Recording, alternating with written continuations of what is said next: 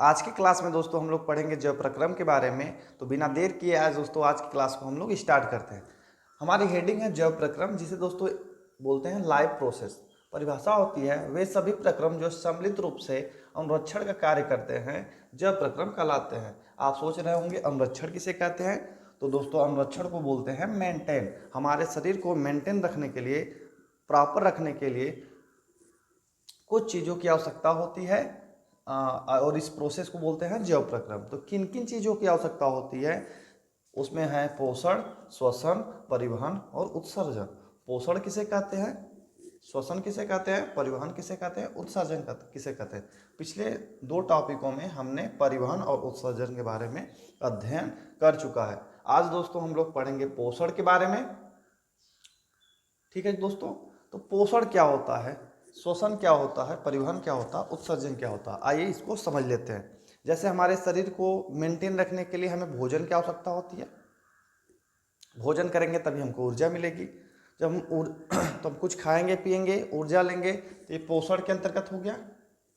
तो उस खा पी लिया उससे तो काम होगा नहीं, हमको ऑक्सीजन सांस लेने की आवश्यकता पड़ती है।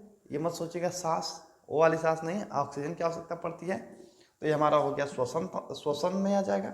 और परिवहन, इनको जो ऑक्सीजन को एक स्थान से दूसरे स्थान तक, ब्लड को एक स्थान से दूसरे स्थान तक ले जाने का भी कार्य करना पड़ेगा। तो ये हमारा हो गया परिवहन। और खा लिया पी लिया, अब ये तो है नहीं कि शरीर में इकट्ठा होगा, उसको बाहर तो निकालना है। जैसे पानी पी लिया, खाना खा लिया, उस चीज़ को बाहर निकालने का जो प्रोसेस है उसे कहा जाता है उत्सर्जन। ठीक है दोस्तों, तो पोषण को बोलते हैं न्यूट्रिशन, श्वसन को बोलते हैं रेसिप्टेशन, परिवहन को बोलते हैं ट्रांसपोरेशन और उत्सर्जन को बोलते हैं एक्सीलरेशन। आपसे दोस्तों पूछा जा सकता है कि जो जनन अंग है, क्या जनन अंग है, क्या जैव प्रक्रम के अंतर्गत आ सकता है? तो आप दोस्तों बोलोगे नहीं। क्यों? क्योंकि ये सब जो घटनाएं हैं पोषण, श्वसन, परिवहन, उत्सर्जन, ये सेल्फ मतलब व्यक्ति के अंतर्गत स्वयं होती हैं। ये जैसे स्वयं बोले तो मतलब कि एक इंसान पर कार्य करती है, मतलब कि पर इंसान पर कार्य करेंगे मतलब सेल्फ वाली हैं। जैसे पोषण आदमी अपने लिए खाता है, श्वसन सांस लेता है, परिवहन अंदर उसके ट्रांसफर जो होता है ऑक्सीजन में होके, ब्लड होके, जो भी हो। उत्सर्जन भी जो खाया पिया उसको बाहर निकाला। लेकिन जनन जो होता है, प्रजनन जो होता है, ये क्या है, दो लोगों प्रजनन जनन जो है ये जैव प्रक्रम अंग नहीं है। क्यों? क्योंकि ये जो जैव प्रक्रम है ये दो लोगों के बीच में होता है, तो इसलिए ये जनन जो है जैव प्रक्रम अंग नहीं है। पूछा जा सकता है क्या जनन एक जैव प्रक्रम अंग है? तो अब जैव प्रक्रम प्रक्रिया है, तो आप बोलोगे नहीं। हम आशा करते हैं आपको ये बातें समझ में आ गई होंगी। अब हम लोग पढ़ेंगे किसके बारे में, पोषण के बारे में। ठीक है दोस्तों हम लोग पढ़ेंगे पोषण के बारे में। तो पोषण को हम लोग समझें, पोषण के बारे में हम लोग पढ़ें उससे पहले एक हम आपके सामने एक डायग्राम आपको दिख रहा होगा। एक माँ है जो अपने बच्चे को क्या पिला रही हैं, दूध पिला रही हैं। तो जब माँ बच्चे को दूध पिलाएंगी तो माँ बच्चे को क्या दे रही है, भोजन दे रही हैं। और दोस्तों उस भोजन से बच्चे को क्या मिलेगा, ऊर्जा मिलेगा। और ऊर्जा से बच्चे के अंदर क्या होगी, वृद्धि होगी, विकास होगा। डायग्राम आप देख रहे होंगे। जब माँ जब छोटे बच्चे को दूध पिलाती हैं तो बच्चे को ऊर्जा मिलती है और बच्चे के अंगों में क्या होती है, वृद्धि होती है। इस पूरे प्रोसेस को क्या कहते हैं, पोषण कहते हैं। हमारी परिभाषा यही कहती है जीवों द्वारा ग्रहण किए गए भोज्य पदार्थों तथा अन्य खाद्य पदार्थों का पाचन कर उससे ऊर्जा का अवशोषण करके उसका उपयोग शरीर में वृद्धि और विकास में करना पोषण कहलाता है। ठीक है जी, परीक्षा में यदि पोषण पूछ दिया जाए तो सबसे आसान परिभाषा है जीवों द्वारा ग्रहण किए गए भोज्य पदार्थों तथा अन्य खाद्य पदार्थों का पाचन कर उससे ऊर्जा का अवशोषण कर, पाचन करने के बाद उससे जो उसमें जो ऊर्जा मिलेंगी उसका अवशोषण करके शरीर में वृद्धि और विकास, शरीर की वृद्धि और विकास में करना पोषण कहलाता है। दोस्तों पूछा जाता है पोषण कितने प्रकार के होते हैं, तो पोषण दो प्रकार के होते हैं। एक स्वपोषण, एक होता है परपोषण।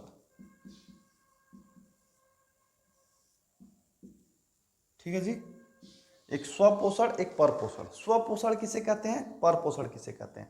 जो जीव अपना भोजन स्वयं बनाते हैं, जो जीव अपना भोजन स्वयं बनाते हैं वह उन्हें स्वपोषी कहते हैं। उन्हें क्या कहते हैं दोस्तों? स्वपोषी कहते हैं। और वो किसके अंतर्गत आएंगे? स्वपोषण के अंतर्गत आएंगे, क्योंकि अपना पोषण स्वयं कर रहे हैं। और परपोषण किसे कहते हैं? जो अपना भोजन दूसरों पर निर्भर हो, जिनका भोजन, उन्हें कहा जाता है परपोषण। परपोषण ये निर्भर नहीं होते हैं, ये जो हैं निर्भर नहीं होते हैं, ये निर्भर होते हैं। ठीक है जी। तो जैसे मान लो कि एक माँ है, वो खाना बना रही है, और अब एक माँ खाना बनाकर अपने बच्चे को दे रही है खाने के लिए। तो आप कहोगे माँ तो खाना बना ले रही हैं, वो परपोषी हो गई क्या? वह स्वपोषी हो गई क्योंकि वो खुद बना रही हैं, और बच्चा जो खा रहा है परपोषी हो गया? नहीं जी, माँ खाना पका रही है, माँ खाना सिर्फ पका रही है, क्योंकि जो खाना पकाने में जितनी सामग्री है वो माँ उसको खुद से नहीं उत्पन्न की है, वो लाई हैं पेड़ पौधों से। तो हम जो इंसान हैं, ह्यूमन हैं, ये सभी लोग क्या हैं? परपोषी हैं, परपोषण है। ठीक है जी। हम आशा करते हैं आपको ये समझ में आया होगा। यदि कोई पूछेगा पोषण कितने प्रकार के होते हैं, तो आप बताओगे स्वपोषण, परपोषण। दोस्तों आइए देखते हैं इनकी परिभाषा। स्वपोषण की अभी हम आपको बताए हैं, वह जैव प्रक्रम जिसमें जीव अपने भोजन का निर्माण स्वयं करते हैं, स्वपोषण कहलाते हैं, और ऐसे जीव स्वपोषी कहलाते हैं। ठीक है दोस्तों। जैसे हरे पादप अपना भोजन दोस्तों स्वयं बनाते हैं, और पेड़ पौधे दोस्तों सूर्य की उपस्थिति में प्रकाश संश्लेषण प्रक्रिया द्वारा अपना भोजन स्वयं बनाते हैं। तो ये स्वपोषण हो गया। और परपोषण किसे कहते हैं? जिसमें हम लोग आते हैं। वह जैव प्रक्रम जिसमें जीव अपने भोजन का निर्माण स्वयं न करके दूसरे जीवों पर आश्रित हों, दूसरे जीवों द्वारा निर्मित किए गए भोज्य पदार्थों से पोषण प्राप्त करते हैं, परपोषण कहलाते हैं। यह कहा जा सकता है जो परपोषण होता है स्वपोषण पर निर्भर करता है।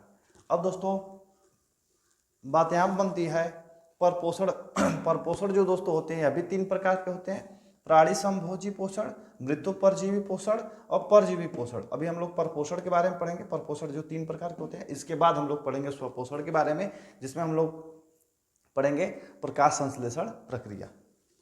तो प्राणी संभोजी पोषण क्या होता है?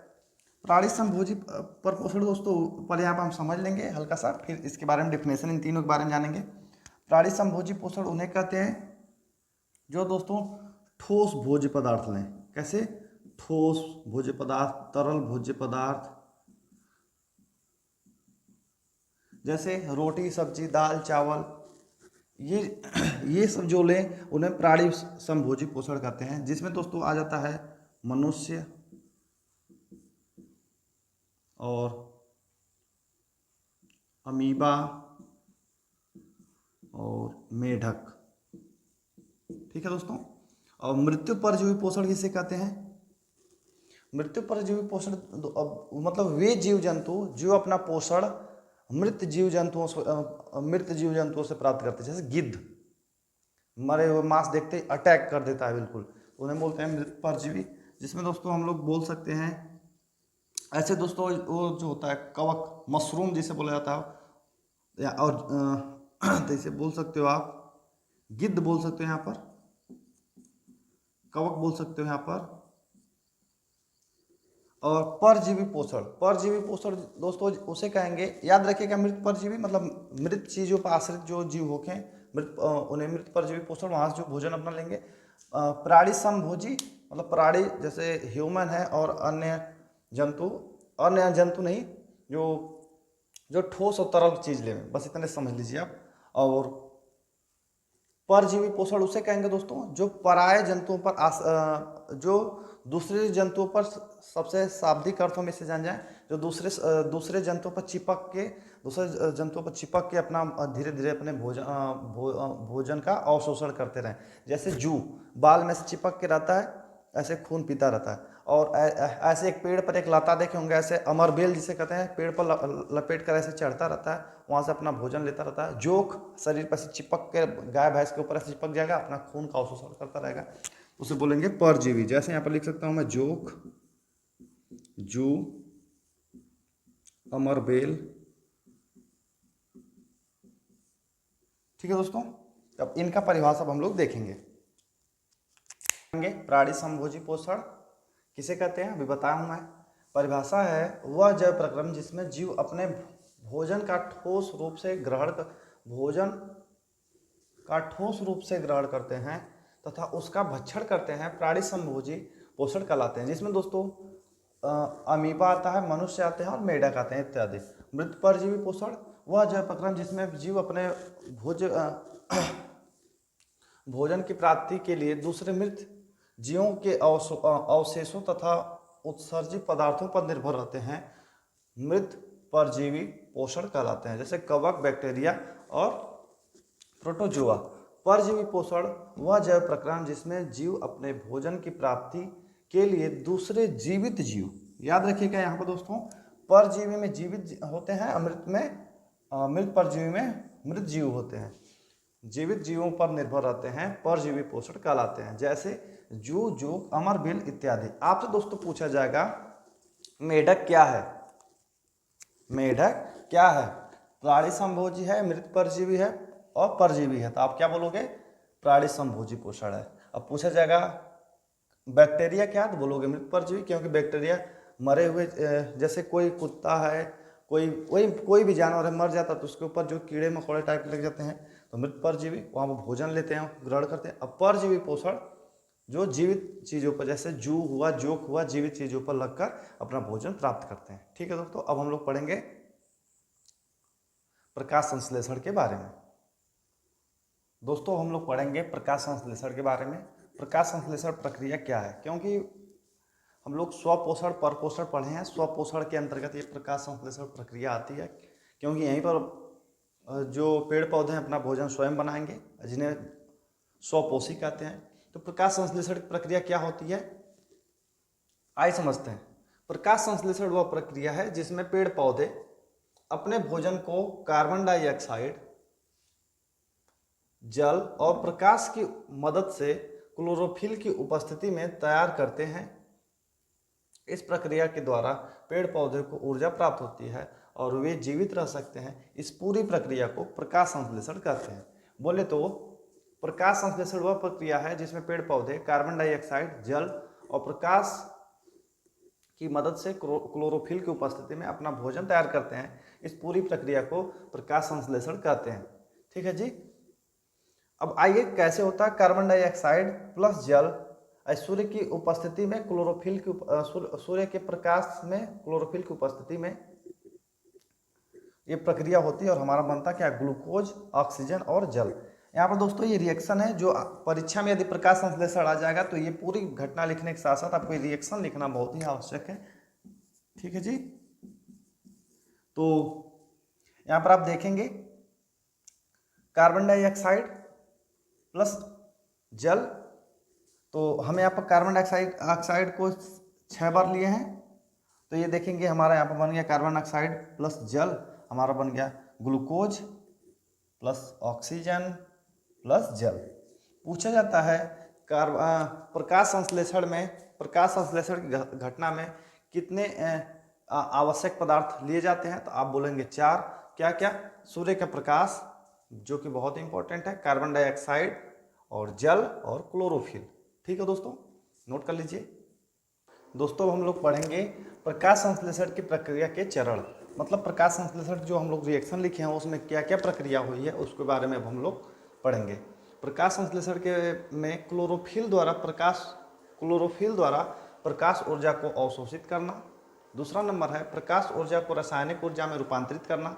तीसरा नंबर है जल के अणुओं का हाइड्रोजन एवं ऑक्सीजन में अपघटन। इसको हम आपको समझाते हैं। जैसे जल का फार्मूला होता है H2O, जल में हाइड्रोजन भी है, ऑक्सीजन भी है, उसके अणुओं का अपघटन करना। चौथा नंबर है हमारा कार्बन डाइऑक्साइड का कार्बोहाइड्रेट में अपचयन करना, बोले तो ग्लूकोज में। ठीक है दोस्तों, अब हम लोग जानेंगे रंध्र या स्टोमेटा होता क्या। अब पत्ती होंगे, देखे होंगे, पत्ती के बीच में जो दोस्तों छोटे छोटे छिद्र होते हैं, पत्तियों के बीच में जो छोटे छोटे छिद्र होते हैं उन्हें दोस्तों बोला जाता है रंध्र। पादप की पत्तियों तथा अन्य कोमल वायवीय भागों की बाह्य त्वचा में छोटे छोटे छिद्र पाए जाते हैं जिन्हें रंध्र कहते हैं। जो दोस्तों रंध्र होते हैं इन्हीं के कारण प्रकाश संश्लेषण में इसका बहुत बड़ा भूमिका है।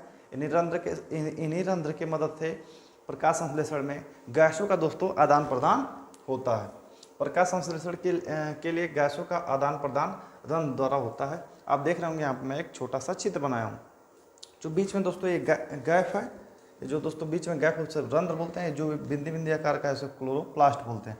ये क्या है यहाँ पर इसके बारे में थोड़ा सा समझ लेते हैं। रंध्र की संरचना। रंध्र पत्तियों की बाह्य त्वचा पर पाए जाते हैं। प्रत्येक रंध्र में 2 अर्धचंद्र आकार सेम के बीच के आकार की द्वार कोशिकाएं तथा मध्य में रंध्री गुहा, ये बीच में जो गैप है गुहा पाई जाती हैं। द्वार कोशिका की बाहरी भित्ति पतली तथा आंतरिक भित्ति मोटी होती है जिसमें हरित लवक पाए जाते हैं। हरित लवक बोले तो क्लोरोप्लास्ट। ठीक है दोस्तों, एक स्क्रीनशॉट ले लीजिएगा।